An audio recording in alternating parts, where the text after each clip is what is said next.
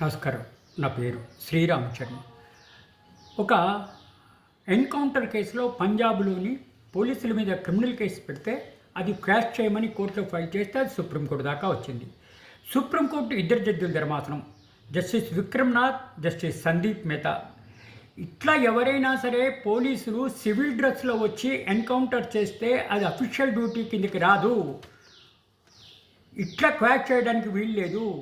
ఏదైనా ఎన్కౌంటర్ చేస్తే పోలీస్ డ్రెస్లో వచ్చి ఎన్కౌంటర్ చేస్తే అది అఫీషియల్ డ్యూటీ అవుతుంది. సివిల్ డ్రెస్లో వచ్చి ఇటువంటి చేస్తే అఫీషియల్ డ్యూటీ కిందకి రాదు అని చెప్పేసి క్వాష్ పిటిషన్ డిస్మిస్ చేయడం జరిగింది.